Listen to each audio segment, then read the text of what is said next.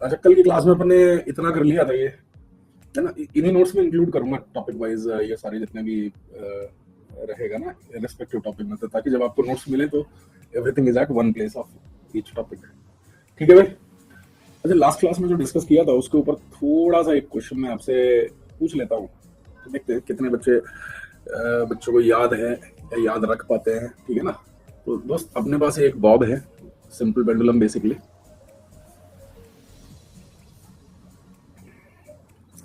And it is suspended at one point. ठीक है। Length इसका जो है ये एल है, और इस पे ना आप जो फोर्स लगा रहे हो, एक एजेंट का फोर्स है,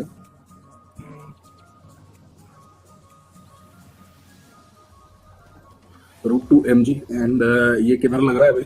45 डिग्री पे लगा दें इसको। ये एक एडिशनल फोर्स लग रहा है भाई। ठीक है ना। यूनिफॉर्म ग्रेविटी है यहाँ पे, यूनिफॉर्म ग्रेविटी है, एंड इसका मास अपन m ले लेते हैं। साथ साथ हम इस पॉइंट ऑफ सस्पेंशन को भी भैया, इस पॉइंट ऑफ सस्पेंशन को भी a0 इक्वल टू g/2 के एक्सीलरेशन से चला रहे हैं। ठीक है। g/2 के एक्सीलरेशन से चला रहे हैं, और ये है इनिशियल सिचुएशन है t equal to 0। t equal to 0 इस बॉब पे ग्रेविटी में है, यूनिफॉर्म ग्रेविटी पे सस्पेंशन पॉइंट को a0 का एक्सेलरेशन दिया हॉरिजॉन्टल डायरेक्शन में, एंड एजेंट का force constant agent force √2 mg का इनिशियल पॉइंट पे ऐसे लगा। फोर्स कांस्टेंट है, magnitude as well as direction. तो अब आपको बहुत तेजी से इसका आंसर लिख देना है कि टी मैक्स कितना होगा, जो मैंने कल आपको लॉजिक से डिस्कस किए थे।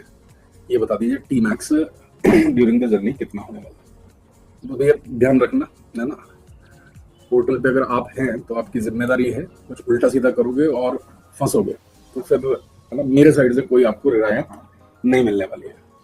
ठीक है ना। तो अपने अकाउंट को सिर्फ आप ही यूज करें तो अच्छा है, क्योंकि किसी ने आपके अकाउंट से बदतमीजी की है ना, तो फंसने वाले आप ही हो। हेमंत ने आंसर निकाल दिया फास्ट, बहुत बढ़िया बेटा।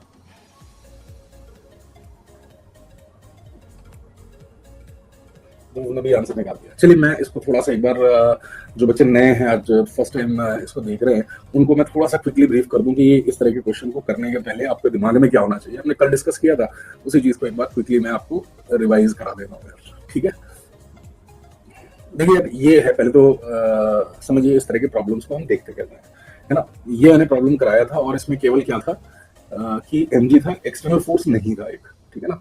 तो यही सस्पेंशन पॉइंट में बैठ गए, और इसके बाद ये क्या है, ऑसिलेट करता है सूडो फोर्स के कारण। शुरू में ma0 का कंपोनेंट अलोंग द टेंजेंट ज्यादा है, तो इसको खींच लेगा। इसके बाद एक जगह जहां इक्विलिब्रियम आ रहा होगा, जहां इक्विलिब्रियम आता है tan theta is equal to a0/g पे, मतलब ma0 का cos theta component and mg का sin थीटा कंपोनेंट बैलेंस करता है। इक्विलिब्रियम मिल गया, लेकिन यहां से यहां तक इसमें वेलोसिटी आ चुकी होगी और उस वेलोसिटी कारण क्या है, ये रुकेगा यहाँ नहीं और क्रॉस कर जाएगा, है ना। जो पुराने बच्चे होंगे उनको पता होगा, क्लास में हमने पहले भी डिस्कस किया होगा। तो ये इन दो पोजीशंस के बीच में ऑसिलेट करेगा with respect to suspension point. हम सस्पेंशन पॉइंट क्यों लेते हैं, क्योंकि ग्राउंड से तो बड़ा अलग टाइप का मतलब ऑब्जर्वेशन रहेगा, लेकिन अच्छा ये पहले जो दिखाया था कि ये पॉइंट आगे भागेगा, वो है विद रिस्पेक्ट टू ग्राउंड। इसको तो with respect to suspension point ही लिखेंगे भाई।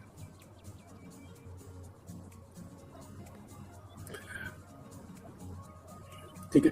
तो लंबा मेथड जो है वो मैं बता रहा हूँ। चूंकि सर्कुलर मोशन है तो यहाँ हम लिख सकते हैं कि भाई net force towards the centre T max है, ma0 का sin थीटा कंपोनेंट है, सूडो फोर्स का mg का cos थीटा कंपोनेंट है, इक्वल टू mg²/r। हमने ये लिख लिया बच्चे। इसके बाद वर्क एनर्जी थ्योरम लगाई। चूंकि हम इसके with respect to suspension point, it's a non inertial frame, तो सूडो फोर्स जो है रियल फोर्स की तरह से काम कर रहा है। तो कौन कौन से फोर्सेस है, टेंशन फोर्स है, mg है, and pseudo force external force की तरह से काम करेगा। और v मैक्स की वैल्यू हम निकाल लेंगे as general function of theta, and theta हमको पता है। फिर इसकी वैल्यू सब्स्टिट्यूट की, इसमें सिंप्लीफाई किया, और हमको जो आंसर मिला ये रिजल्ट मैंने आपको बोला था कि यार आपको याद रखना है, इसको हम लगा के डायरेक्टली इसका आंसर लिख सकते हैं। ठीक है ना। जैसे फिर मैंने आपको ये क्वेश्चन दिया था इसमें हम डायरेक्टली मैक्सिमम टेंशन लिखने की स्थिति में आ गए थे, और याद रखना बड़ा आसान है।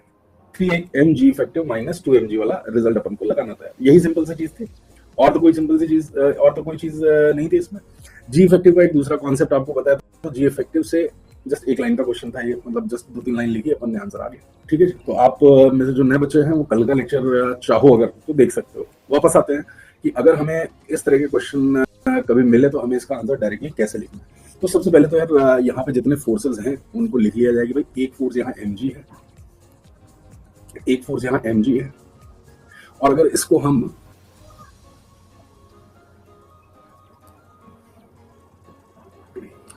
सस्पेंशन पॉइंट के रिस्पेक्ट में बनाने की कोशिश करें तो अब मैं √2mg गायब कर दे रहा हूँ भाई।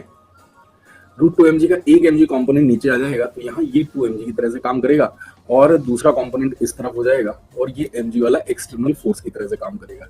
भाई यही तो डिफरेंस आएगा इस प्रॉब्लम में, और क्या आएगा? यही डिफरेंस आएगा ना, बताइए, यही डिफरेंस आएगा ना। एंड फिर यहाँ आगे बैठ जाते हैं हम लोग, फिर यहाँ आगे बैठ जाएंगे तो सूडो फोर्स वाला ये पीछे की तरफ लगेगा इसमें।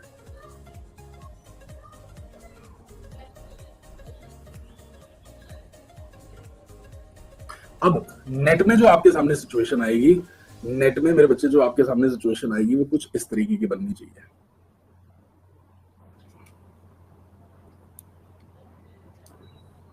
क्या आप इसके आंसर को अब डायरेक्टली लिखने में सक्षम हैं?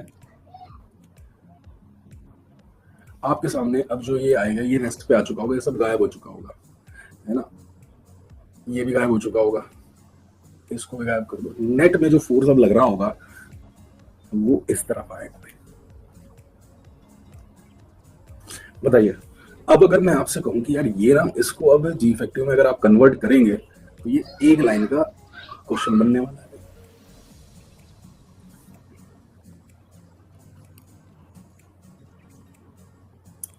समझ में आ गया? ये कितना बनेगा? √5,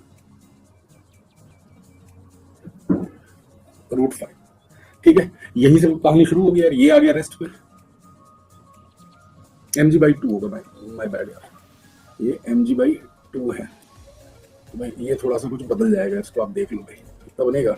4 + 1/4, √17 आ रहा है।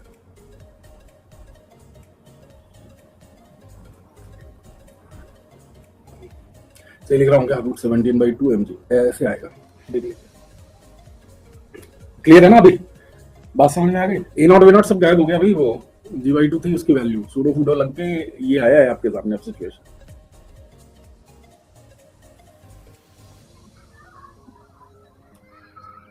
क्या यहाँ से डायरेक्टली आंसर लिखा जा सकता है? भाई जी इफेक्टिव का कॉन्सेप्ट क्या है भाई? टेंशन से अलग जो भी फोर्स लग रहा है, इस टेंशन से अलग जो भी फोर्स लग रहा है वो जी इफेक्टिव में काउंट हो जाता है, ठीक है। तो अब यही है अपना जी इफेक्टिव। तो अपना जो आंसर Tmax का बनना चाहिए 3m जी इफेक्टिव माइनस 2mg, ये एज इट इज रहने वाला है। जी इफेक्टिव की वैल्यू आपको पता है भाई, यहाँ पे जी इफेक्टिव की वैल्यू आपको पता है, तो ये कितना बन जाना चाहिए? 3√17/2 mg माइनस 2mg, यही आंसर आएगा। आपको तो क्या करना है, आप घर जाके इसको वेरीफाई करना है और चेक करना है कि भैया सही आंसर है कि नहीं है। तो इस तरीके से आपको क्वेश्चंस पेपर में करने हैं जिससे कि समय आपका बचेगा। हेमंत का कहना है कि सर यहाँ पे 2mg बन रहा है, अगर हम पिछले प्रॉब्लम से इसको कंपेयर करें, अगर हम पिछले प्रॉब्लम से कंपेयर करें तो यहाँ ग्रेविटी अपने को ये दिख रही है। करके देखना भी है ना, इस तरह तो वेरीफाई करो, अगर कुछ गड़बड़ आएगा तो हम चेंज कर लेंगे। फिर अपने लिए भी क्या है कि एक आ जाएगा कि हाँ यार यहाँ पे 4mg। मैं समझ गया आप क्या कहना चाह रहे हो, कि आप कह रहे हो यहाँ से mg की जगह 2mg है तो इसको 4mg बन जाना चाहिए। आप एक बार चेक करिएगा, मुझे लग रहा है यही आएगा, नहीं आएगा तो अपन नेक्स्ट क्लास में इसका करेक्शन कर लेंगे। एक्चुअल मेथड से डिराइव करके जरूर देखिएगा। चलिए अब एक और देख लेते हैं, एक और देख लेते हैं इसमें। तो जो आपको एक सर्कुलर पाथ दिया गया है, ठीक है ना, आपको एक सर्कुलर पाथ दिया गया है जो कि सेमी सर्कल के फॉर्म का, इसको छोटा कर दूंगा पहले। और ओरिजिन हमारा जो है बच्चे कुछ इस तरीके का है, ओरिजिन जो हमारा है इस तरीके का है, और इस सर्कल के बेटा जो रेडियस है that is given as r। ये सेंटर कहाँ होगा? 0,r पे होगा, y एक्सिस दिया गया है। तो ये सेंटर सी इसका कहाँ है? 0,r पे दिया गया है। अब इस तरीके से ओरिजिन से पॉइंट P तक जा रहे हैं। पॉइंट P के कोऑर्डिनेट्स क्या है? 0,2r, ठीक है ना। अब अपना जो फोर्स है, ये कुछ इस तरह का फॉर्म दिया गया है, alpha x i cap plus beta y j cap, where alpha is not equal to beta, alpha is not equal to beta. आपको बताना है ये बात है। तो work done by this force W F बताना है अलोंग सेमी सर्कल। ये निकालिए यार, देखिए कितने बच्चे इसको बना पाते। लगभग 3 मिनट का समय है आपके पास, फटाफट बनाने की कोशिश करते हैं। थोड़ा अलग है, देखिए जो कन्वेंशनल तरीका है करने का उससे थोड़ा सा अलग है आप, लेकिन सोचिए, थोड़ा सा कलम चलाइए, ज्यादा ज्यादा क्या होगा, गलत हो सकता है, कोई दिक्कत नहीं है, गलती करके सीख लेंगे यार। किसी बच्चे का आया हो तो आंसर बताओ। अरे यार अल्फा बीटा दोनों आना चाहिए ना यार, ऐसा कैसे आ रहा है तुम्हारा आंसर? अच्छा यार ये ना मैंने थोड़ा सा गड़बड़ कर दिया है, बट ठीक है। फोर्स लिखना ये तो बहुत आसान बन गया भाई। तो थोड़ा मेरे साइड से गड़बड़ हो गया, मैं समझ गया, तभी तुम लोग इतना खुश हो रहे थे। ओके कोई बात नहीं, अभी मजे ले लेंगे अपन। डी डब्ल्यू जो है एक्स वाई इंटरचेंज हो गए, तभी प्रजा में खुशी की लहर थी और जोश जोश में सारे आंसर दे रहे थे। Good good. Alpha x D x, तो यार इसको तो डायरेक्टली ही आप इंटीग्रेट कर लेंगे, ठीक है ना।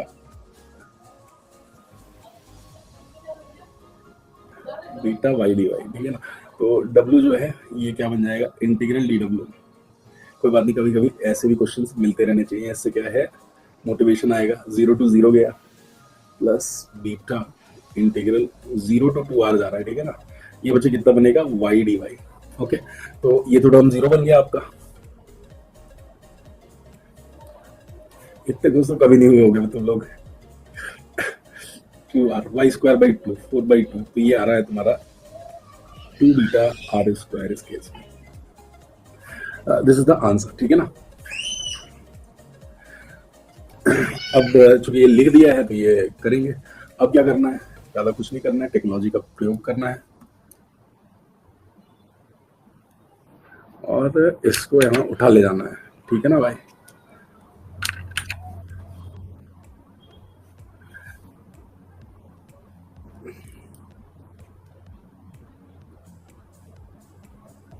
अच्छा इनको इंटरचेंज कर दिया तो क्या फर्क पड़ने वाला है, निकालिए इसका पाथ, सर्कल की पाथ आपको पता है। अरे ये क्या हो गया हमारे उसके साथ, डायग्राम के साथ, देखिए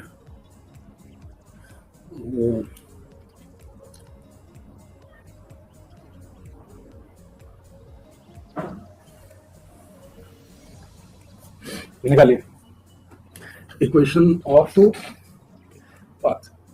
इसमें बताओ फटाफट कैसे आएगा सर। एग्जैक्ट डिफरेंशियल बनेगा बट सेम नहीं आ रहा कोफिशिएंट, इसीलिए तो दिया है यार। अब देखो आप अगर वही पुराना तरीका अपनाएंगे, है ना, ये वाला बच्चों अगर आप अपनाते हो तो देखिए इसमें एक दिक्कत आप फेस करोगे कि अब आप एग्जैक्ट डिफरेंशियल बनाने की स्थिति में नहीं आ रहे होंगे। एक्स और वाई आपस में इंटरचेंज हो गए हैं, है ना। तो ये आ रहा है alpha into y d x plus beta into x d y, ठीक है। अब इसको करना तो मतलब थोड़ा सा महाभारत है, क्योंकि एग्जैक्ट डिफरेंशियल ये बनेगा नहीं। और इस सर्कल की इक्वेशन अपने को पता है। अगर मैं यहाँ बोलूँ कि यार सर्कल की इक्वेशन यूज करो, क्योंकि हमने अभी तक ज्यादातर क्वेश्चन में पैराबोला, स्ट्रेट लाइन इस तरह के यूज किए थे, वहां पे कन्वर्जन जो था दैट वाज मच इजियर। ये कितना बनेगा,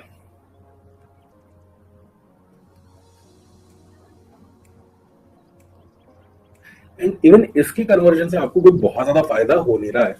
आप देखो इवन ऐसे करने के बाद भी आपको बहुत कोई फायदा हो नहीं रहा है, इससे आपकी जिंदगी आसान नहीं बन रही है। गंदा सा इंटीग्रल आ रहा है सर, गंदा सा। हम सफाई पसंद लोग हैं और हमारी कॉपी गंदी हो जा रही है। पोलर से कर सकते हैं, बिल्कुल पोलर से कर सकते हैं। स्मार्ट तरीके से पोलर आपको लगाना पड़ेगा। लगाइए पोलर, देखें कितना आप लोग पोलर लगाते हैं। लगाओ लगाओ। जो हमारा स्टैंडर्ड पोलर का फॉर्म है, ठीक है ना। अब प्रॉब्लम ये है पोलर के फॉर्म में आपको सर्कल की इक्वेशन नहीं पता है, पोलर के फॉर्म में सर्कल की इक्वेशन नहीं पता है। और पोलर के केस में आपका ओरिजिन जो है, ओरिजिन और सर्कल का सेंटर नॉर्मली सेम लिया जाता है ना। आपको याद है अर्थिटा वाला जो केस अपन लगाते थे, उसमें ओरिजिन ही वही लेते हैं। या तो आप क्या करो, इस ओरिजिन ओ को ही आप पोलर कोऑर्डिनेट वाला रेफरेंस फ्रेम मानो और सर्कल की इक्वेशन को थोड़ा सा बदल लो आर थीटा में कन्वर्ट करने में।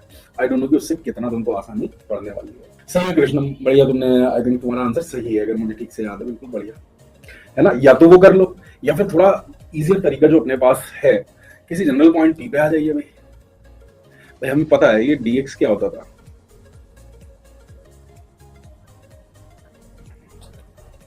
dl वेक्टर और ds वेक्टर, आप जैसा भी इसको लिखना चाहें, ये होता था तो अपना dx i cap plus dy j cap ही होता था। मान लो इस पॉइंट पे जनरल पॉइंट p पे आ गए हैं और ये x, y है, तो x एंड y कहां से मेजर्ड है, ये बताइए, ये x एंड y कहां से मेजर्ड है, ये यहां से मेजर्ड है भाई, एंड ये यहां से मेजर्ड है। बात समझ में आई? लेकिन अपने को सर्कल के केस में दे रखा है। और बच्चे बताओ किसी का आ रहा है 2r cube alpha plus beta, वो नहीं, आपका आंसर गलत है। कृष्णन का सही है, अगर मुझे ठीक से याद है ना, ऐसे ही आता था, beta minus alpha pi are square by 2, pi r cube तो नहीं आ रहा, अल्फा प्लस बीटा भी नहीं आता, अल्फा माइनस बीटा ही आता था। तो हम देखो इसको कैसे कन्वर्ट करने वाले हैं। मान लेते हैं मैं इधर से एंगल थीटा ये चेंज कराता हूँ। अब ध्यान रखना, वो थीटा आर थीटा वाला और ये थीटा अलग अलग है, दोनों, ये दोनों चीज अलग अलग है। तो इस सर्कल की ज्योमेट्री के हिसाब से मैं लिख रहा हूँ, मेरे सर्कल के हिसाब से एक्स कोऑर्डिनेट जो बना, एक्स कोऑर्डिनेट ये है, आर साइन थीटा बन रहा है, एंड वाई कोऑर्डिनेट क्या बन रहा है बच्चे, यहाँ पे वाई कोऑर्डिनेट क्या बन रहा है, इधर से देखो, ये है वाई कोऑर्डिनेट, ये बचा हुआ r minus r cos theta. अब देखो यहां से अपने को क्या है, dx एंड dy मिल जाएंगे कि नहीं, dx एंड dy मिल जाएंगे कि नहीं। थीटा कहां से मेजर किया है, पूरे पाथ के लिए 0 से पाई तक जाना है अपने को, 0 से पाई तक जाना है, तो dx कितना बनेगा, ये r cos theta d theta, and ये कितना बनेगा भाई, dy r sin theta, minus minus हो जाएगा प्लस इंटू डी थीटा। देखिए अब अपने पास x है एंड y की वैल्यूज हैं, तो अपना फोर्स क्या बनेगा, अपना फोर्स क्या बनेगा भाई, चाहो तो यही वैल्यू रख लो यार, है ना, dw में ही रख लो, चाहे फोर्स को कन्वर्ट कर लो, इच्छा है आपकी। मैं फिर dw में ही ये वैल्यूज सब्स्टिट्यूट कर देता हूं। अब देखो dw पूरी तरीके से इसमें कन्वर्ट हो जाएगा, अल्फा वाई एंड dx कितना है, r cos theta d theta आया, प्लस ये कितना है बीटा, x कितना है r sin थीटा है, एंड बच्चे ये dy कितना है, that is r sin theta d theta. तो w जो बनेगा वो क्या बनेगा, इंटीग्रल dw बनेगा। आई थिंक अब आपको आसान दिख रहा होगा, यहां से आप अल्फा आर स्क्वायर ले लीजिए, एंड ये कितना बनेगा, integral cos theta minus cos square theta d theta plus beta are square, and बच्चे ये कितना बनेगा, sine square theta d theta, ये जाएगा 0 से पाई, एंड ये जाएगा 0 से पाई। जरा सिंप्लीफाई करके बताओ कितना आंसर आ रहा है। दायरे का भी वही आ रहा है, बीटा माइनस अल्फा करके। अब देखो ये आसान है, इसको cos टू थीटा में कन्वर्ट कर सकते हो ना, साइन स्क्वायर थीटा और cos स्क्वायर थीटा को cos टू थीटा में कन्वर्ट करके आप लिख सकते हो उसके आंसर आसानी से। बताइए, ये तो अपन को दिख गया, cos थीटा डी थीटा 0 से पाई में, तो 0 ही बन जाने वाला है, पहला टर्म तो 0 ही बन जाने वाला है। आप इसको अलग अलग भी करके लिख सकते हैं, आप इसको अलग अलग करके भी लिख सकते हैं, alpha are square cos theta d theta, 0 से पाई में भैया ये 0 होता है, क्यों, अपने को पता है, क्योंकि अपने को पता है ये। अरे ग्राफ से देख सकते हैं ना, cos का ग्राफ कैसे होता है, इस तरीके का होता है, माइनस पाई बाई 2 से प्लस पाई बाई 2, इसकी वैल्यू कितनी है, +2। यहाँ 0 से पाई बाई 2, एंड ये है माइनस 0 से पाई, +1 से -1 जाता है, ये एरिया पॉजिटिव, ये एरिया नेगेटिव, कैंसिल हो जाएगा, तो इसकी वैल्यू 0 बन जाने वाली है, minus alpha are square, and इसको आप cos स्क्वायर थीटा को cos टू थीटा में कन्वर्ट कर लीजिए, क्या बनेगा भाई, इसको लिखिए, cos टू थीटा जो है ये आता है 1 माइनस 2 साइन स्क्वायर थीटा, या फिर आप इसको 2 cos स्क्वायर थीटा माइनस 1 भी करके लिख सकते हैं। तो यहाँ से जो वैल्यू मिलेगी तुमको वो मिलेगी 1 plus cos two theta by 2 d theta, आसानी से आ जाएगी cos टू थीटा वाली, तो फिर से 0 बन जाएगी, 0 two pi, plus beta are square, and बच्चे ये कितना बनेगा, साइन स्क्वायर थीटा की वैल्यू रख रहे हैं, तो ये बनेगा तुम्हारा 1 minus cos two theta by 2 d theta, 0 से पाई, फिर से cos टू थीटा वाला टर्म 0 बनने वाला है अपना, तो भाई कितना आ रहा है, ये तुम्हारा 0 बना, ये तुम्हारा बच्चे 0 बना, ये बिल्कुल सही मैच कर गया भाई, जिन बच्चों ने पहले निकाला था। Minus alpha are square by two, and ये आ जाएगा plus beta are square by two. अच्छा लगा है क्वेश्चन आपको? थोड़ा सा अलग हटके है, बट आना चाहिए। अब एग्जाम में तो देखिए वो कुछ भी पूछ सकते हैं, थोड़ा बहुत आपको। तो ये एग्जैक्ट पोलर नहीं है, हमने किया कार्टेशियन सिस्टम में। अब एक और मेथड आपको मैं बोलूंगा, है ना, ये वाला तो हम ट्राई नहीं करेंगे भाई, इसमें तो वैसे ही जान निकलने वाली है। ये जो तरीका है इसमें तो जान निकल जाएगी अपनी। दूसरा तरीका मैं आपको बता रहा हूँ कि आप अपने ओरिजिन को सर्कुलर सेंटर पे शिफ्ट कर लीजिए, उसके हिसाब से इस फोर्स को शिफ्ट कर लो। भाई ओरिजिन अगर आप 0, r पे शिफ्ट कर रहे हैं तो x will be replace by x minus H and y will be replace by y minus के, तो फोर्स का फॉर्म बदल जाएगा। अब जब यहाँ ओरिजिन आ जाएगा तब आप सीधे सीधे ले सकते हैं क्या, D R R cap plus R D theta theta cap, और तब इंटीग्रेट करेंगे तो आंसर बिल्कुल मैच करने वाला है। समझ में आ गई बात आप सबको? दूसरे मेथड से आपका एच सी बना दे रहा हूँ, और वेरीफाई करिएगा कि यार ये इसको M1 कर लो। नॉट रिकमेंडेड है, ठीक है ना, not recommended.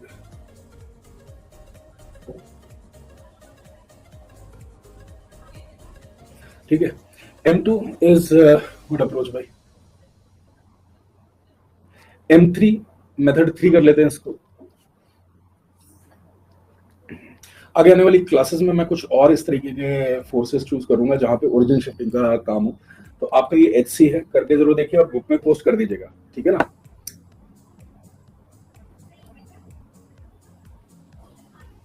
Shift origin to 0, r, तो x क्या बन जाएगा, x will be replace by x minus 0 and y will be replace by y minus r। तो आपका ये जो फोर्स वेक्टर जो कन्वर्ट हुआ है वो कितना बनेगा यार, अल्फा y है तो y माइनस r कर लिया इसको, प्लस बीटा x, ये वैसे ही रहने वाला है। अब ये तुम्हारा एक्सप्रेशन बना। अब आप ले सकते हो इस dl और ds वेक्टर के लिए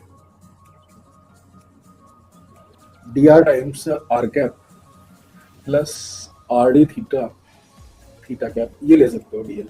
बेसिकली वही है dx i cap plus dy j cap जैसा है, और इसको अब पूरी तरीके से r थीटा पे कन्वर्ट करके वेरीफाई करना है कि आपका आंसर सही है कि नहीं।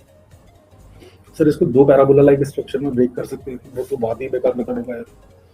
पाथ मत चेंज करना, देखो ये most likely non conservative force होगा। चेक कर लो, बताओ भाई कंजर्वेटिव है कि नॉन कंजर्वेटिव है, ये भी ऐड कर सकते हैं।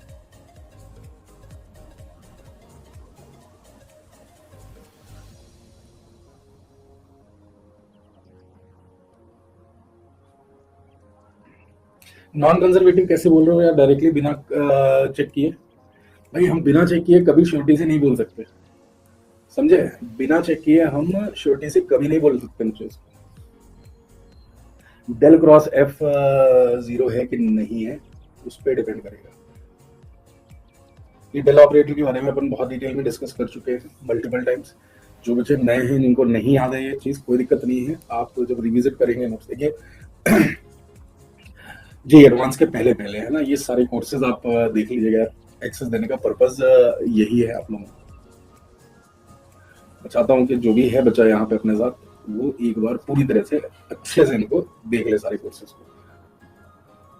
कुछ चीजें आपको आती होंगी उनको स्किप करते जाना, जो चीजें नई हो उन पे थोड़ा सा ध्यान देना। और टाइम बहुत है, 8 महीना मतलब 50,000 रैंक से 500 के अंदर बनाई जा सकती है, उसे करने वाले बंदे चाहिए। जब लगा दोगे तो चीजें हो जाएंगी। Alpha Y and beta x,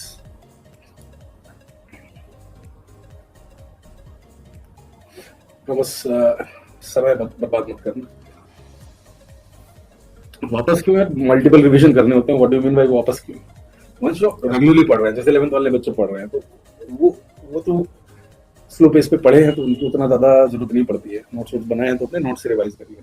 मैं बात करूँ जो नए बच्चे अपने साथ चैम्प्स में आए हैं,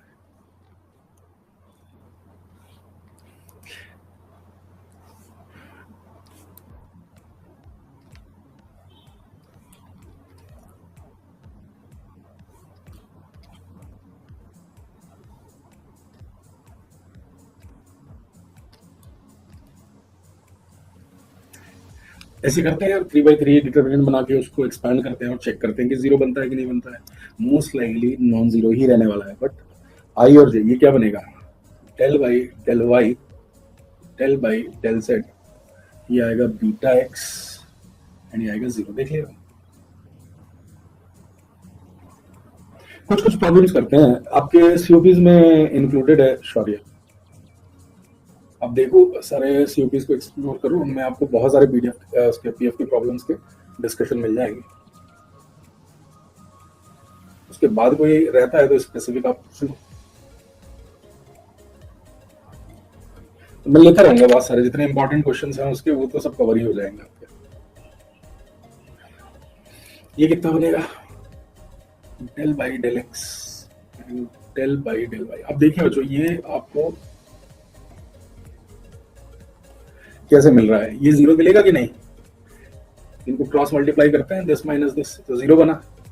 ये zero partial derivative I believe आता होगा आप लोगों को, रेगुलर कोर्स में हमने देख रखा है। जिसको नहीं आता हो आपको फिर रेगुलर कोर्सेज रिविजिट करने पड़ेंगे भैया। आई कैप ये है जीरो माइनस जे कैप, ये आपका जीरो माइनस जीरो प्लस के कैप, अल्फा एक्स का डेरिवेटिव एक्स के रिस्पेक्ट में है अल्फा माइनस अल्फा वाई का, यार मैंने कुछ गलती कर दी है क्या, बीटा एक्स लिखना था।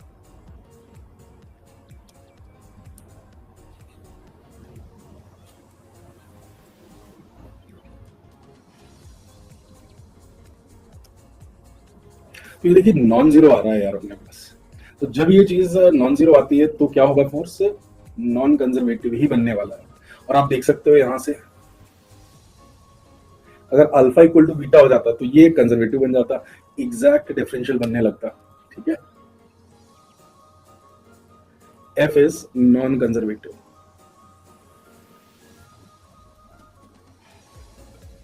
अच्छा यहाँ पे कितने बच्चे प्योर 11th वाले हैं और कितने बच्चे ड्रॉपर और 12th वाले हैं।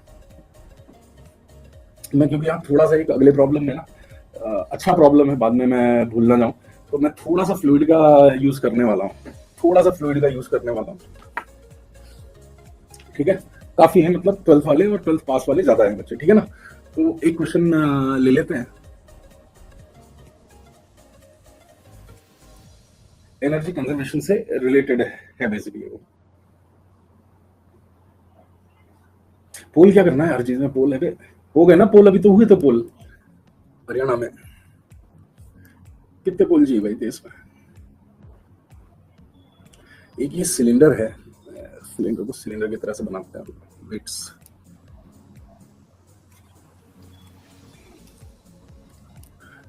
थोड़ा सा फ्लूइड का इसमें मतलब वो होता है ना बॉयंसी वाली बैलेंसिंग इक्वेशन, उसका प्रयोग करूंगा मैं।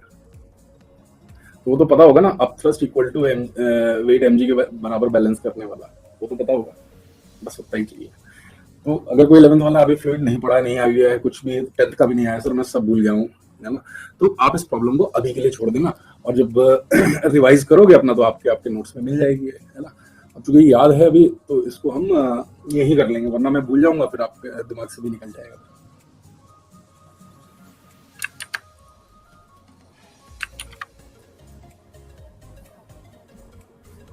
ये बच्चों दिया गया है आपको, एक सिलेंडर है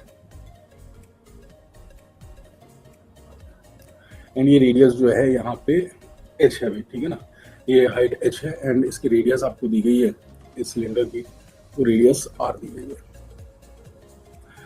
ये मतलब यूनिफॉर्म ग्रेविटी में रखा हुआ है, ठीक है। और नीचे जो लिक्विड है उसका डेंसिटी भी आपको दिया जाएगा यार। ये नीचे जो लिक्विड है इसको हम रो लिक्विड कर लें, ठीक है, ये रो लिक्विड है एंड ये जो है ये रो सॉलिड है, ठीक है। यूनिफॉर्म ग्रेविटी में दोस्त ये रखा गया है। केस 1 इसका देखते हैं एंड हम कौन सी चीज डील कर रहे हैं भाई, हम डील कर रहे हैं rho solid is less than rho liquid, मतलब ये वुड का है सिलेंडर एंड ये वाटर है।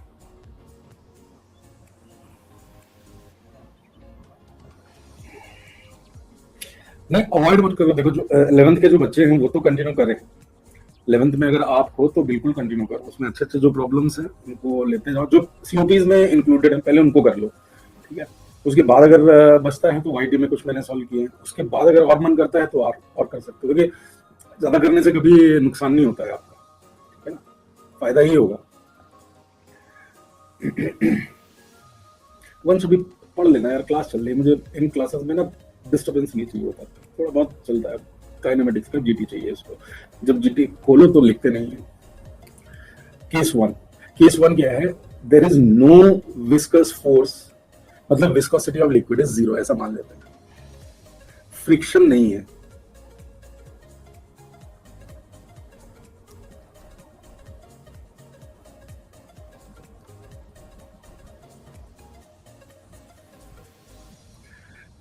अगर वो नेग्लिजिबल है विस्कोसिटी, ठीक है। अगर ड्रैग फोर्स होता है ना यार, तो एफ विस्कस जो है बेसिकली इस तरीके से कुछ आप ले सकते हो यार, माइनस अल्फा वेक्टर, कुछ इस तरीके से हम ले सकते हैं, ठीक है। तो viscosity of liquid is negligible और उसको एब्सेंट ही मान लेंगे। तो जब मैं इसको रिलीज करूंगा क्या होगा,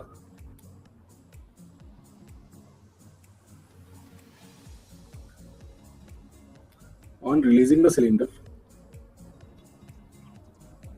ऑसिलेशंस होंगे कि नहीं होंगे बताओ। ऊपर नीचे जाएगा ना, एसएचएम आता है, एसएचएम ही होता है। तो लेकिन मैं आपसे टाइम पीरियड और ये सारी चीजें नहीं कैलकुलेट करवा रहा हूँ, ऑसिलेशंस होते हैं।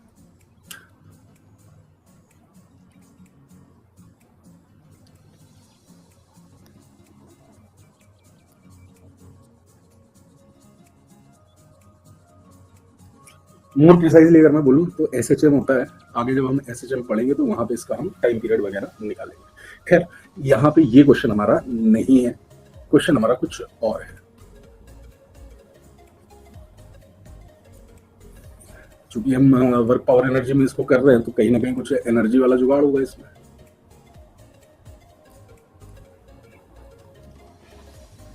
Viscosity of liquid is significant.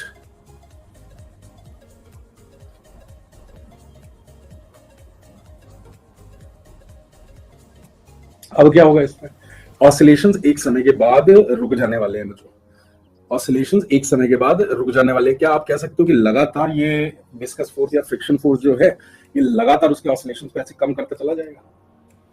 क्यों भाई, फ्रिक्शन है, अगर स्प्रिंग ब्लॉक सिस्टम है वहां फ्रिक्शन में रख दो तो क्या होगा, ऐसे ऑसिलेट करते करते नेग्लिजिबल, इसको डैम्पिंग कहते हैं भाई, है ना। बाय द वे डैम्पिंग के क्वेश्चन हम अलग से करेंगे, डैम्पिंग का प्रॉब्लम नहीं है, ये डैम्पिंग का प्रॉब्लम नहीं है, ठीक है। Case 2 is viscosity of liquid is significant. In that case ये जो फोर्स है ये लगातार एनर्जी को डिसिपेट करेगा हीट के फॉर्म में, एंड एक नया इक्विलिब्रियम आएगा।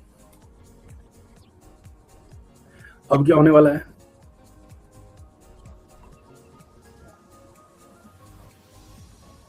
Oscillation stops at the equilibrium, and इसके बाद क्या होगा, energy is lost in the form of heat radiation. जो बोलना है विस्कस बेसिकली ये वर्क करेगा। अब मैं आपसे ये पूछ सकता हूँ कि टोटल कितना वर्क किया होगा विस्कस फोर्स ने, या फिर मैं आपसे पूछ सकता हूँ कि फाइंड द हीट जनरेटेड। आपका यही क्वेश्चन है, फाइंड द हीट जनरेटेड। देखिए कितने बच्चे इसको कर पाएंगे, दिमाग वाला क्वेश्चन है यार। देखो आप इसका सॉल्यूशन देखोगे तो कहोगे सर इतना छोटा सा था ये, बट ये आपको भयानक लग रहा होगा, ये क्वेश्चन भयानक लग रहा होगा कि यार केस 1 बना दिया, केस 2 बता दिया, ये क्या है वो क्या है ना। लेकिन आपसे सिंपल सी चीज मैं पूछ रहा हूँ कि भैया ये बताओ कि कितना हीट जनरेट हुआ है, निकालिए।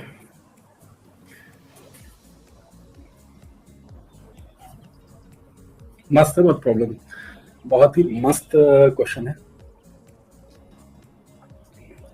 कोई बच्चा अगर सोच पा रहा है तो वो बोल सकता है, 2-3 मिनट का समय लीजिए आप इसमें। अनंजय ने आंसर निकाला इसमें, ठीक है, बट मुझे लगता है गलत है आंसर। ये लोग एक्सडी एक्सडी बात पे क्यों बोलते हैं, ये ऑनलाइन हंसी का प्रतीक है। एक्स मतलब ऐसे दांत दिखने वाला, एक्सडी। जनजी इज डिप्रेशन से पीड़ित पूरी पीढ़ी है, हंसी ठट्ठे प्यार है ना, सब सब इनका ऑनलाइन ही चलता है। वुमेन निकाला है निकाला। चलिए अब देखिए, अब वंश ये तो याद होगा ना तेरे को, कल जो कराया था एक भाई अगर एक रॉड है तो उसकी पोटेंशियल एनर्जी कैसे लिखनी है, ये लिखते थे, रॉड हो, ब्लॉक हो या फिर सिलेंडर हो, एमजीएच ही लिखेंगे, mgh/2 ऐसे ही लिखेंगे ना यार। अब क्रॉस सेक्शन तो सेम है, वो तो लेंथ के साथ ही बदल रहा है। चलिए, तो सबसे पहले इक्विलिब्रियम निकालते हैं यार इस problem, and that is also like बड़ा स्टैंडर्ड सा रिजल्ट है। जो बच्चे 12th एंड 12th पास वाले होंगे, आई थिंक उनको बहुत अच्छे से याद होगा कि यार ये तो मतलब याद कराया गया था। रो सॉलिड बाई रो लिक्विड, वो आएगा आपको कितना लेंथ अंदर है उसके, ठीक है ना। ये देख लो बच्चे, अब इक्विलिब्रियम में क्या होगा, ये थोड़ा सा इसके अंदर यहां चला जाएगा, ये थोड़ा सा इसके अंदर ऐसे चला जाएगा। क्यों? किसी बच्चे को कोई दिक्कत यहां पे? कोई दिक्कत नहीं होनी चाहिए। इनिशियल सिचुएशन देखिए क्या हुआ है, इनिशियल सिचुएशन देखिए क्या हुआ है। इनिशियल ऐसे था और बाद में ये अंदर इधर आ गया है। अब इसमें क्या था, बॉइंट फोर्स लगना है और वो mg पे बैलेंस होगा, F बॉयंसी। वंस इतना तो पता होगा ना, 9th 10th में भी आता है ये क्वेश्चन, बॉइंट फोर्स को mg से बैलेंस करना फ्लोटेशन की कंडीशन में, कि बॉडी अगर फ्लोट कर रही है, इक्विलिब्रियम में है, और बॉइंट फोर्स कितना होता है, rho liquid into volume of solid immersed. अगर मैं इसको x बोलूं तो क्रॉस सेक्शन का area A pi are square लिख सकते हो, लास्ट में लिखेंगे, ठीक है ना। A into X into G, ये आपका ये बना, mg कितना बनेगा, rho solid into A into H into G. यहां से देखो ये बड़ा स्टैंडर्ड सा रिजल्ट है, x बाई एच जो है ये आ रहा है तुम्हारा रो सॉलिड बाई रो लिक्विड, ठीक है। पता होता है ना ये वाला result. I am pretty sure 11th 12th पास, मतलब 11th में अगर किसी ने बिल्कुल नहीं पढ़ा है, हो सकता है उनको ना पता हो, लेकिन 12th एंड 12th पास वाले कोई बच्चा ऐसा नहीं होगा जिसको ये रिजल्ट ना पता हो। अगर नहीं पता है तो सिचुएशन बहुत दिक्कत वाली है भाई। तब तो मतलब है ना, यमराज चक्कर लगा ही रहे हैं आस पड़ोस में, ठीक है। ये क्या हो गया, क्लियर है? ये हाँ नॉर्मली पता होता है। अब देखो यार, हमसे हीट पूछी गई है, हीट क्या होगी, हीट ये रेस्ट की सिचुएशन है, ये भाई यहाँ ब्लॉक की वेलोसिटी 0 हो जाएगी, है ना, और यहाँ पे भी ब्लॉक की स्पीड 0 है, रेस्ट टू रेस्ट वाली सिचुएशन है ना। और एक मजे की चीज देखिए, जानबूझ के यहाँ ड्रैग फोर्स लिया गया है ताकि इस बैलेंस इक्वेशन में आपको विस्कस फोर्स ना लेना पड़े, इसीलिए वेलोसिटी के साथ उसकी डिपेंडेंसी दे दी गई। यार समय के साथ ऐसे ऐसे ऑसिलेट करते करते टाइम ऐसा आएगा कि वो इक्विलिब्रियम में आ जाएगा, और जब उसकी वेलोसिटी 0 होगी तो ये ड्रैग फोर्स 0 हो जाएगा। मतलब वो चाहते हैं कि आप ऐसे सोचिए कि भाई केवल बॉइंट फोर्स और mg से आपको इक्विलिब्रियम इसका पता लग जाए। समझ में आया? चलिए ठीक है बच्चे, आपको समझ में आया कि क्यों यहाँ ड्रैग फोर्स नहीं लिया जा रहा है, क्योंकि उसकी वेलोसिटी 0 बन गई है, इसलिए ड्रैग फोर्स नहीं आ रहा, वो वेलोसिटी डिपेंडेंट होता है, कभी अल्फा v और कभी अल्फा v स्क्वायर रहता है। अब आप अगर बहुत ध्यान से देखो, मैं reference of gravitational potential energy यहां लेने वाला हूं। अब देखिए किस किस चीजों में फर्क पड़ने वाला है। अब आप में से ज्यादातर बच्चों ने क्या किया है पता है, आपने बस एनर्जी कंजर्वेशन सिलेंडर पे लगा दिया है। आपने उस पानी पे जो ऊपर चढ़ रहा है पानी, भाई जब सिलेंडर नीचे जा रहा है तो पानी ऊपर चढ़ रहा होगा कि नहीं चढ़ रहा होगा, आप लोगों से वहां गलती हो गई थी, है ना। मेनली इसी वजह से इस क्वेश्चन को मैंने आज पिक किया, मेरे को बड़ा बढ़िया लगता है ये वाला, बच्चे गलती करते हैं इसमें। आप INSP YT में एक देखना, पैराबोलॉइड के ऑसिलेशन वाला एक प्रॉब्लम है, उसको भी इस वाले मेथड से करोगे, एक लाइन में जस्ट आंसर बनेगा। सरफेस टेंशन की जरूरत नहीं है, ignore surface tension. Surface tension लेना होता तो फिर मैं पिक नहीं करता इसको।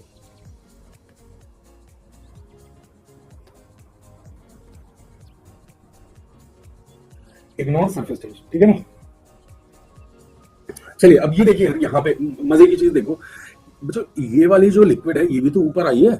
आप सोचो यहाँ पे ये वाली लिक्विड है, ये लिक्विड कहाँ ऊपर चढ़ के आ गई है, ये यहाँ डिस्ट्रीब्यूट हो गई है। चूंकि एक बड़ी सी लेक जैसा है तो हम इस हाइट को तो इग्नोर कर सकते हैं, लेकिन आप सोचिए एक सिलिंड्रिकल वेसल में अगर कराते तो ये कंसिडरेबल हाइट होती है, ये 0 है ऑलमोस्ट, ये 0 है। बात समझ में आ रही है क्या? बड़ा सा लेक जैसा है वो, क्योंकि एरिया नहीं दे रखा है तो हम मानेंगे बड़ा है वो। तो ये वाटर जो है ये ऊपर चढ़ के आ गया है भाई, ये वाटर यहां डिस्ट्रीब्यूट हो गया है। समझ में आई बात आपको? अब एक लाइन का ही बचा है इनिशियल, एंड ये है बच्चे तुम्हारा फाइनल। अब एक लाइन का क्वेश्चन है, रॉड जैसा दिख रहे होंगे तुमको, तो हमें ये भी पता है कि सेंटर ऑफ मास h/2 पे होता है, डायरेक्टली पोटेंशियल एनर्जी हम उससे लिख सकते हैं। अभी कल की क्लास में हमने ये डिस्कस किया था। तो क्या अब लगाई जाए एनर्जी कंजर्वेशन? क्या अब लगाई जाए एनर्जी कंजर्वेशन? एक्स हमें पता है, एक्स हमें पता है, एक्स सब निकाल चुके हैं ऑलरेडी। तो ये देखो यार, जब मैं यहां एनर्जी लिखने जा रहा हूं, बाकी का हिस्सा तो कोई चीज हिली नहीं है ना, बाकी का तो कोई चीज हिली नहीं है। तो अगर मैं इनिशियल पोटेंशियल एनर्जी लिखने जाऊं यहां पे, तो मुझे सिलेंडर के लिए लिखना पड़ेगा, ठीक है। तो एम सॉलिड कितना है बच्चों? रो सॉलिड इंटू ए इंटू एच, ये तुम्हारा कितना हो गया? मास इंटू जी इंटू h/2, ये पोटेंशियल एनर्जी ऑफ सिलेंडर हो गई। ये इसका लिक्विड की पोटेंशियल एनर्जी है भाई। इसका सेंटर ऑफ मास C2 यहां होने वाला है। ये कितना बनेगा? ये नेगेटिव है, रेफरेंस लाइन के नीचे है। ये कितना बनेगा भैया? रो लिक्विड इंटू ए इंटू एक्स इंटू जी इंटू x/2। कहानी समझ में आ रही है क्या? This is you cylinder and this is you liquid, जो कि लास्ट में एकदम बिल्कुल थिन लेयर के जैसे यहाँ ऊपर आके बैठ गया है। और ये डिस्प्लेसमेंट तो जीरो ही है यार।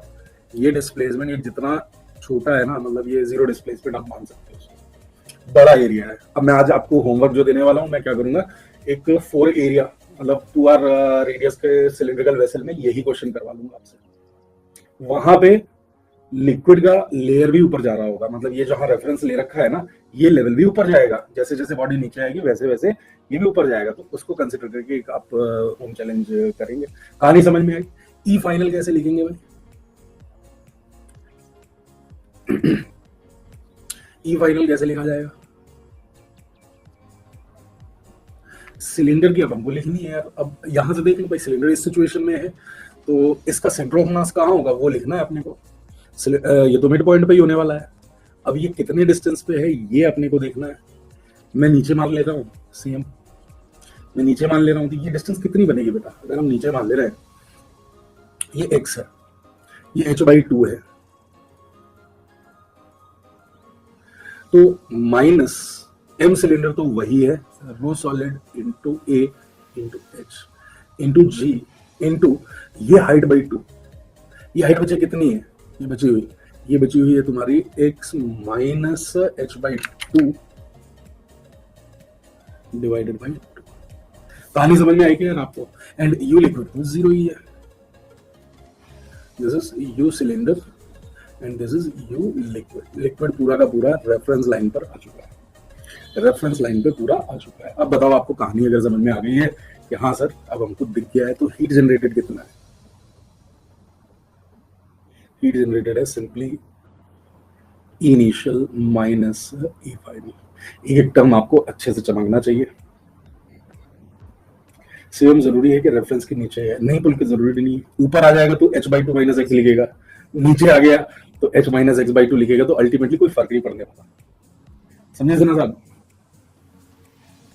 डिवाइडेड बाय x नहीं, डिवाइडेड बाय 2 होगा, डिवाइडेड बाय 2। मैंने मेरे क्षेत्र के हिसाब से लिखा है भाई, और क्या है, मैंने मेरे क्षेत्र के हिसाब से डिस्टेंस को x माइनस h/2। अच्छा अरे यार भाई, भैया सही कह रहे हैं, बाई 2 नहीं आएगा, करेक्ट कह रहे हो, ये मिस्टेक हो जाएगा, ये x माइनस h/2 ही रहेगा।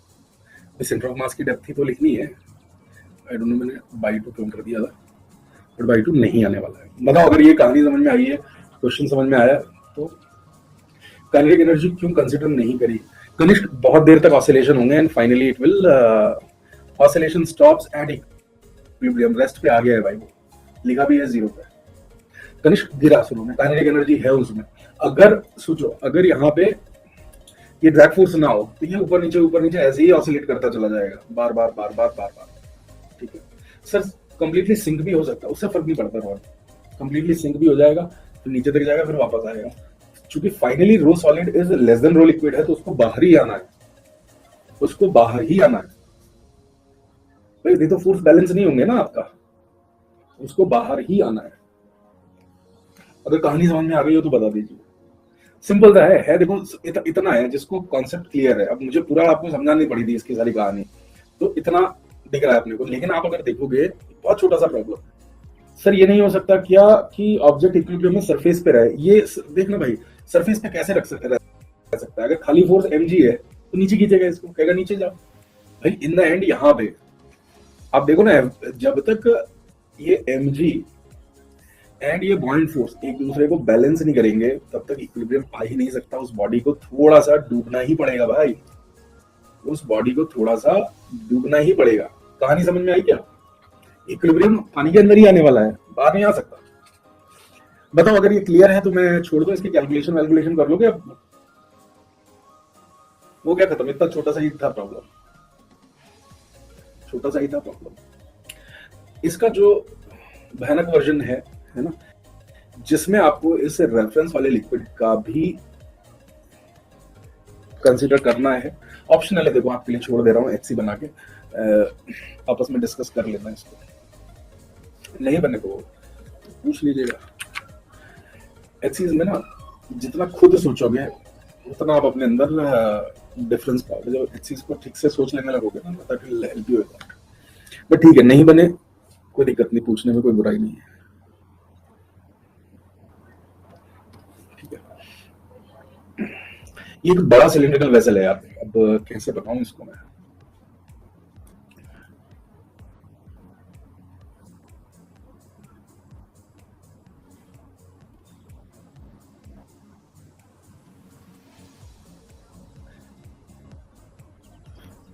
जो नए बच्चे हैं, आप लोगों को कैसा लगा है आईएनएस की? भाई जाके अपने मोहल्ले के सारे छोटू को बता देना जो भविष्य में पढ़े। वैसे अपने यहाँ ना आपके छोटे भाई बहन ही आते हैं ज्यादातर, पुराने बच्चों के ही भाई बहन है बहुत सारे।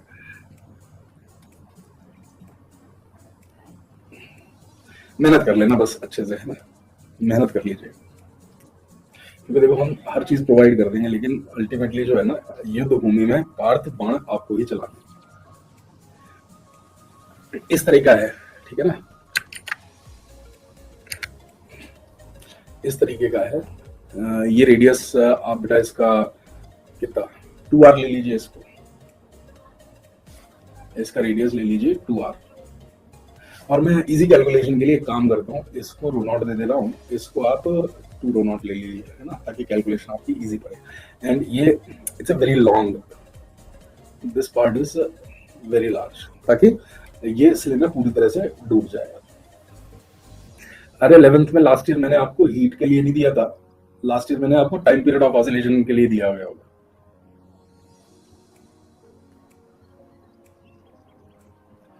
ऐसे में टाइम पीरियड ऑफ ऑसिलेशन के लिए दिया होगा। अगले साल से बताएंगे, अभी सीक्रेट ही रहने दो। आर्यन प्रॉपर अगर तुझे आशीर्वाद चाहिए ना एनएसपी से, तो यहाँ प्रमोट करना ही पड़ेगा, मतलब वरना मिलता नहीं है पुण्य पूरा वाला, मतलब मैं तुम्हें बता दे रहा हूँ। चलिए नेक्स्ट 5 ना कैपेसिटर या करंट की किसी करेंगे। चलिए आगे बढ़ा जाए बेटे, आगे बढ़ा जाए। इलेक्ट्रो डाइपोल वाले प्रॉब्लम को एक और 2 क्वेश्चन मुझे ढूंढने दो। ये भी मस्त है, एक पीएफ का प्रॉब्लम है, चलो है ना, इसको एचसी की तरह से ले जाना, बहुत ही शानदार प्रॉब्लम है, पाथफाइंडर से ही है, इसको मैंने सिलेक्ट किया था। कुछ इस तरह का है भाई,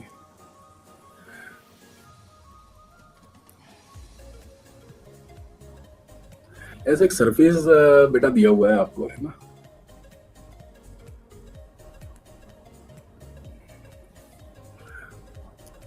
अब या तो ये लेंथ दी जा सकती है आपको,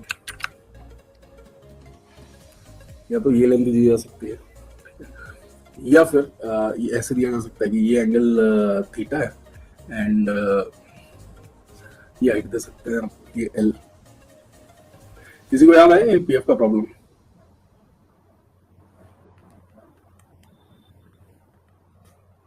इस एंगल को भी हम थीटा ही ले लेंगे, ये एल है और ये एल है, एक चेन रखी हुई है यार, ठीक है ना, एक चेन, ट्रेन बोल ले चेन बोल ले, बात तो सेम ही है, ठीक है ना, बात सेम ही है।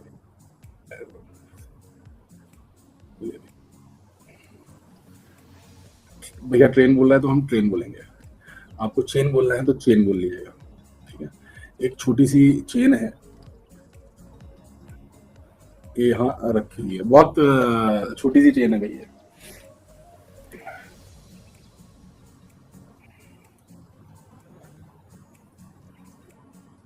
एक काम करते हैं, इसकी भी लेंथ हमने एल ही ले लेनी है, ये लेंथ भी एल है, और कोई फ्रिक्शन नहीं दिया गया है यार, उसमें कोई फ्रिक्शन नहीं दिया गया है, तो कुछ दे दिया है, स्मूथ है, ये शार्प टर्न्स भी नहीं है एक्चुअल में, ये इस तरह का कुछ रहा होगा, आप इसको बनाना थोड़ा सा, मतलब ये शार्प एजेस नहीं है, आपको ये मानना है कि इनमें कोई एनर्जी लॉस की संभावना नहीं है। आपसे पूछा जा रहा है कि यार ये बताओ इसकी कितनी मिनिमम वेलोसिटी होनी चाहिए इस मोमेंट पे कि ये दूसरी साइड निकल जाए। Find minimum V not so that chain can reach the other side। समझ में बात आ गया? इसको आप अटेम्प्ट करिएगा, ठीक है ना। ये कैसी है, एक और ले ले रहा हूँ, पहले उसका इजियर वर्जन लेता हूँ और उसके बाद आपसे उस पर एक ट्रिकी सवाल पूछ लूंगा। जैसे ये बड़ा स्टैंडर्ड सा प्रॉब्लम है बच्चों, आप में से ज्यादातर बच्चों ने इसको किया होगा। ये एक अपने को दिया गया है सॉलिड स्फीयर है, ठीक है ना, आपको दिया गया है एक सॉलिड दे दे, हॉलो दे दे, रिंग दे दे, डिस्क दे दे, ये सब एक ही तरह के हैं, तो किसी एक को हम ले रहे हैं, ठीक है ना। ये सब एक जैसे ही प्रॉब्लम्स बनेंगे बच्चों। ऐसे रखा हुआ है ग्राउंड पे और इसको क्या करना है, उल्टा कर देना है। याद होगा ना ये क्वेश्चन, आपने इस तरीके के बहुत देखे होंगे, बहुत स्टैंडर्ड सा प्रॉब्लम है। ये इजियर वर्जन है, फिर इसके बाद मैं आपसे कुछ पूछूंगा इससे।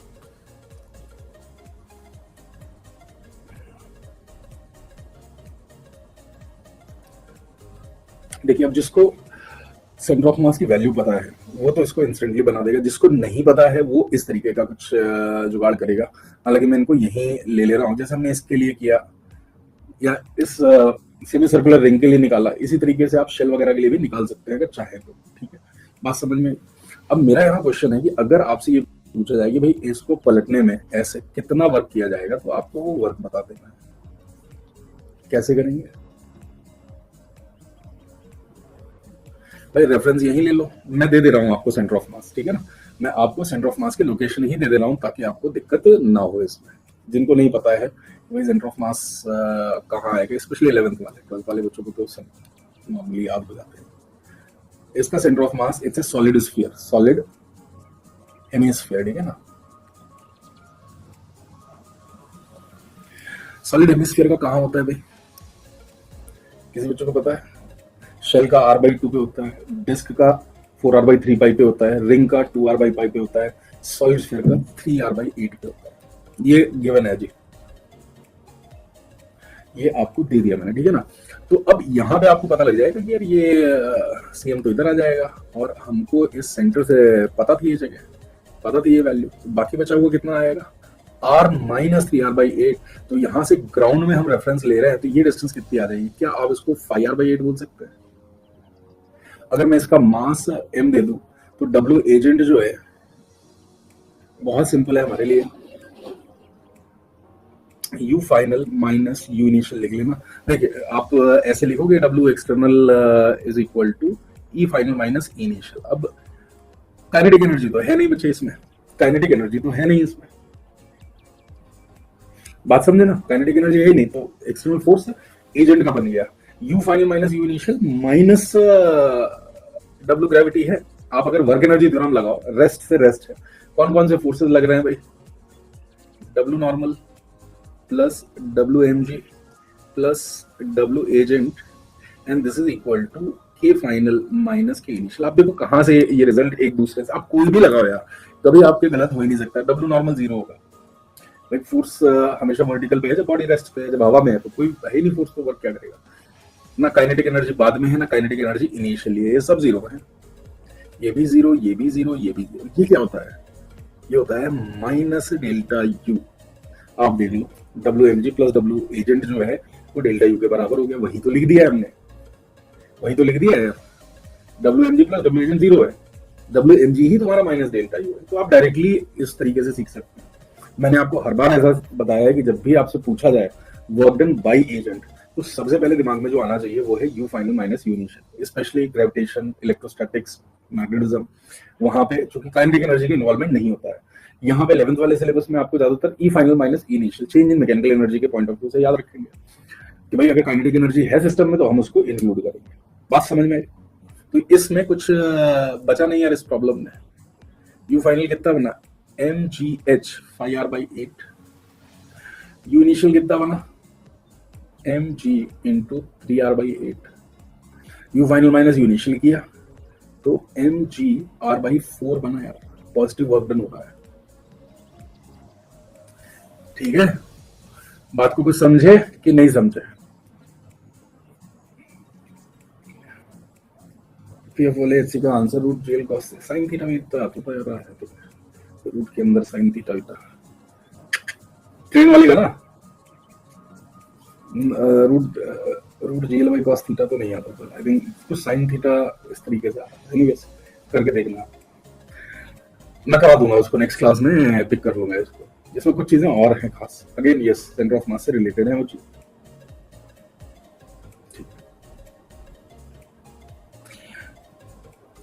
अब मेरा क्वेश्चन से हो रहा, अब देखिए ये आसान है, दुनिया के सारे बच्चे कर लेंगे इसको, मतलब इसको जो नहीं करेगा तो समझ लो उसका तो नहीं निकलता है। अगर जिसको ये क्वेश्चन नहीं आता है उसका तो यही नहीं निकलता है, वो इतना कॉमन क्वेश्चन है यार। अरे यार ये क्या हो गया अपने साथ,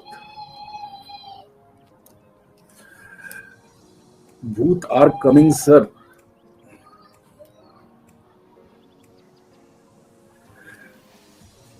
देखिए बच्चों मैं क्या पूछ रहा हूँ आपसे उस पर ध्यान दीजिएगा, अब दिमाग ज्यादा लगाना है आपको।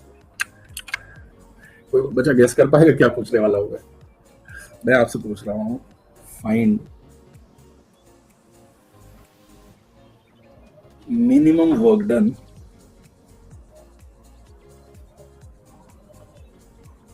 By the agent. यार ये देखो ये क्या हो गया अपने साथ, व्हाट इज दिस ब्रो?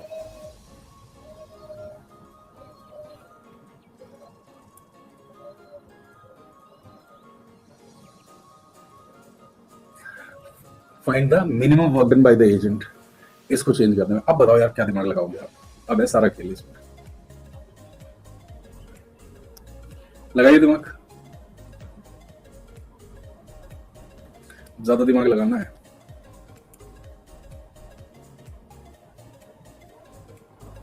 कोई बच्चा जिसको आइडिया हो, 11th वालों से तो कम उम्मीद है।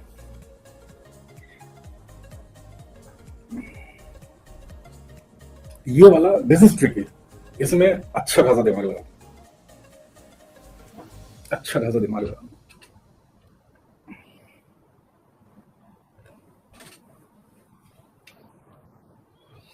कौन सा एजेंट है? एजेंट 007। मच्छर आ गया भाई, आप लोग मच्छर को मारते हो? टॉपलिंग वाला सर, टॉपलिंग जैसा कुछ सिद्धांत इसमें लगेगा। बिल्कुल सही जा रहे हो दोस्त, बिल्कुल सही जा रहे हो। जब आपसे इस तरीके से पूछे ना कि मिनिमम मैक्सिमम, तो थोड़ा सा रुक के अपने को समझ लेना होता है। मैं अब क्या करूंगा ना, मैं थोड़ा सा इजी डायग्राम बनाऊंगा यार, है ना, जैसे पूरा नहीं बना रहा अब। शुरू में ये सिचुएशन है अपने को, शुरू में बच्चे ये सिचुएशन है अपने को दी गई है, और हमें इसका सेंटर ऑफ मास पता है, हमें इसका सेंटर ऑफ मास पता है यहाँ, और मान लो इसको टॉपल कराया जाए ऐसे घुमा के,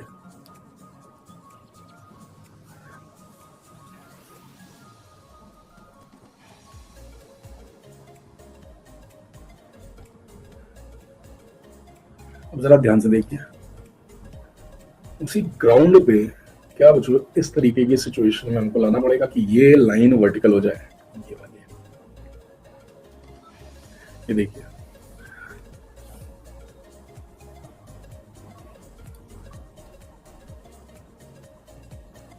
बन गया ना काम आपका। ये लाइन पैरेलल टू जी होनी चाहिए, जी इस डायरेक्शन में, ये इसका सेंटर ऑफ मास है, यहीं पे mg लग रहा है। एक बार आपने इस स्थान तक क्रॉस करा दिया, उसके बाद तो ये अपने आप चला जाता है, उसके बाद तो बच्चे ये अपने आप चला जाता है। बात को समझे, बात को समझे। ऑसिलेशन करेगा बट अपना काम तो है टॉपल कराना यार, अपना काम है मिनिमम वर्क से उसको इस पोजीशन में लेके आना। समझ में आई बात? एक बार इसको वर्टिकल करके हल्का सा इधर कर दोगे ना तो अपने आप आ जाएगा। और देखना ये वर्क जो आएगा इससे इस पोजीशन में पिछले वाले से कम होना चाहिए, पिछले वाले से पक्का कम होना चाहिए। मैं देखता हूँ ये कितना आ रहा है भाई। ये अपने को मिला था 3r/8 स्क्वायर के लिए, ये था r। ये कितना बनेगा डिस्टेंस, बेसिकली ये वाली डिस्टेंस कितनी बनेगी, under root of 9/81 plus 1 root 90/9 बन रहा है। ये मैंने कुछ गड़बड़ कर दिया क्या? ओए भाई बहुत बहुत बुरा लगा यार। 8 का स्क्वायर मैंने 81 लिख दिया है, 64 आएगा।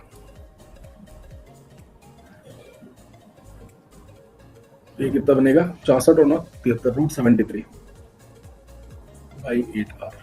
तो अब यू इनिशियल कितना बनेगा बच्चे, mg इंटू 3r/8 आ गया।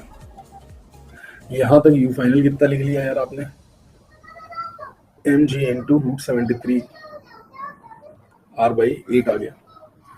w मिनिमम अगर हमको लिखना है यहाँ पे तो यही you final minus U initial से कर लीजिए। इनिशियल है ये और ये फाइनल है, तो मुझे अपने को कितना मिलने वाला है यहाँ पे, mg r/8 ले लिया और ये आ गया तुम्हारा रूट 73 माइनस ये कितना आएगा 3 आ जाएगा। समझ में आई बात? यही आंसर हो जाएगा। चेक करो पिछली बार से कम है या ज्यादा है वैल्यू, पिछली बार से ज्यादा है या कम है वैल्यू।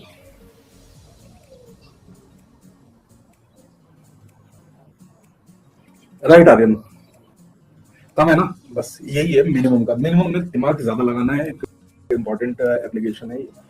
लेकिन अगर आपको just initial and final situation दे तो वर्क इस तरीके से निकलना है। ये सब लोग कर लेंगे, लेकिन मानिए सारे बच्चे कर लेंगे। 1/4 आएगा रूट में, मतलब अब देख ले यार, मुझे तो यही दिख रहा है यार, सही लग रहा है।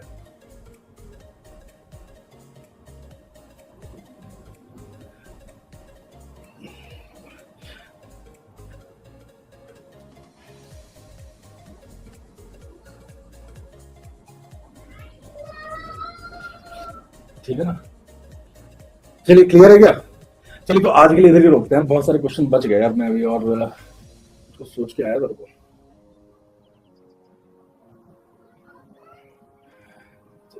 नेक्स्ट वाले कुछ क्लासेस में कवर करेंगे, एक दे दे रहा हूँ और फटाफट ऐसी की तरह ले जाओ, अगली कुछ क्लास में इनको कवर करेंगे। 7 से 9 एक और लगा दूं इसी का सेशन, उनकी है 7 से 9 है आपकी बाय द वे। 7 से 9 रेगुलर क्लास तो है ही WPE की, आज उसमें मैजिकल फोर्सेस करा दूंगा मैं। ये देखो यार, एक ऐसे चेन रखी हुई है, एक ऐसे चेन रखी हुई है एंड ये किस पे रखी हुई है, रफ सरफेस पे रखी हुई है। ये जो है एक रफ सरफेस पे रखी हुई है।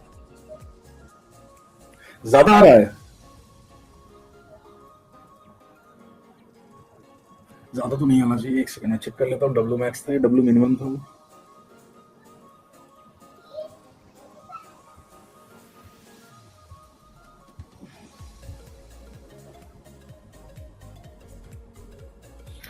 चेक करो यार एक बार, 2.7 टाइम आ रहा है।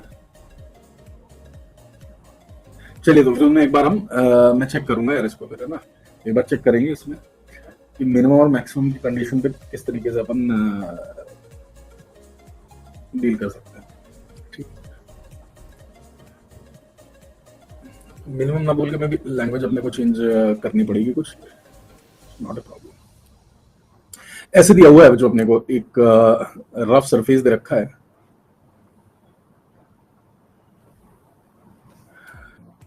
एक चेन है, मास m एंड लेंथ 2l की ले लें, l की ले लेते हैं। ये डिस्टेंस है l/4 एंड बचे ये डिस्टेंस है 3l/4। कोफिशिएंट ऑफ फ्रिक्शन यहाँ पे म्यू है और यहाँ पे 2 म्यू है। ठीक है, ये पॉइंट P है। तो पहली चीज, first part, minimum horizontal force बताना है ताकि ये सिस्टम को मूव कराया जा सके। एफ मिनिमम ये आसान है चलाने के लिए।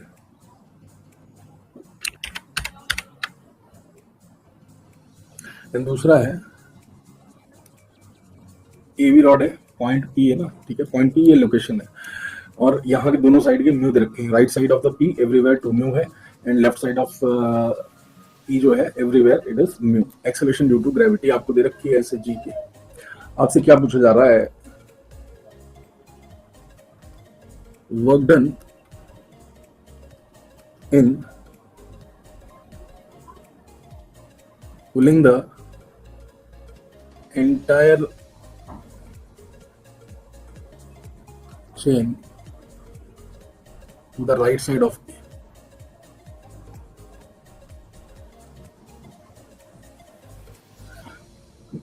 ठीक है, इसको ट्राई करना है, इस तरह के मैंने करा रखे हैं, तो आई थिंक बन जाना चाहिए।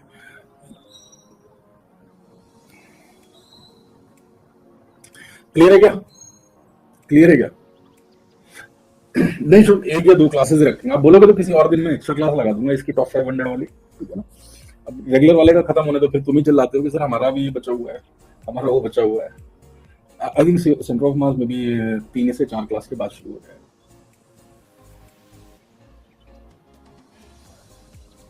पहले रोटेशन होगा ऑफ कोर्स, इसमें centre of mass, rotation and fluid, और 12th में थर्मो एंड वेव्स। हाँ 12th की क्लास करेंगे भाई, 12th की क्लास में भी थोड़ी छोटी करते हैं। अभी 7:30 बजे फिर से क्लास है भाई।